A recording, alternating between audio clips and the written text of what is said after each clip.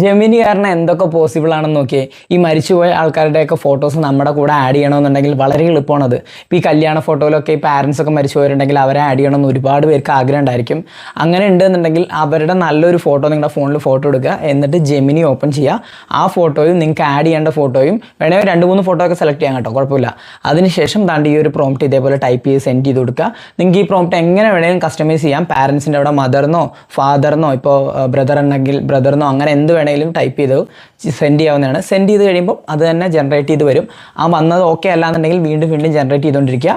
ഇത് പെർഫെക്റ്റ് ആയിട്ട് ജനറേറ്റ് ആക്കി തരുന്നതായിരിക്കും. അതുപോലെ തന്നെ നമ്മളുടെ ഈ പഴയ നശിച്ചു പോയ ഫോട്ടോസൊക്കെ ഉണ്ടാവില്ലേ ആൽബത്തിലുള്ളത്, അത് ഫോട്ടോ എടുത്തിട്ട് ജെമിനിയിൽ ഇട്ടിട്ട് അത് ശരിയാക്കി തരാനുള്ള ഈ ഒരു പ്രോംപ്റ്റ് ടൈപ്പ് ചെയ്ത് സെൻഡ് ചെയ്ത് കഴിഞ്ഞാൽ അതും നമുക്ക് റിപ്പയർ ചെയ്ത് തരുന്നതായിരിക്കും. ChatGPT പോലെ മുഖം മാറ്റില്ല, ഇത് കറക്റ്റായിട്ട് റിപ്പയർ ചെയ്ത് തരും. അതേപോലെ ബ്ലാക്ക് ആൻഡ് വൈറ്റ് ഫോട്ടോ കളറാക്കി തരുകയും ചെയ്യും. ഇതൊക്കെ നിങ്ങൾക്ക് ട്രൈ ചെയ്ത് നോക്കാവുന്നതാണ്.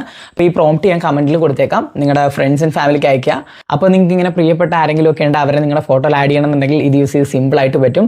നമ്മൾ ഇനിയൊരു പ്രോംപ്റ്റിൻ്റെ വീഡിയോയും കൂടെ ചെയ്യും. അതിനകത്തൊരു PDF ആക്കിയിട്ട് എല്ലാ പ്രോംപ്റ്റും ഫോട്ടോസും വെച്ച് ഞാനിങ്ങനെ അയച്ചു തരാം. അത് കമൻറ്റ് ഓട്ടോമേഷൻ വെച്ച് നിങ്ങൾക്ക് സെൻഡ് ചെയ്ത് തരാം. അത് നാളെ മറ്റന്നാളൊക്കെ ആയിട്ട് പോസ്റ്റ് ചെയ്യും. ഫോളോ ചെയ്ത് വെച്ചോ. അപ്പോൾ ഓക്കെ, ബൈ.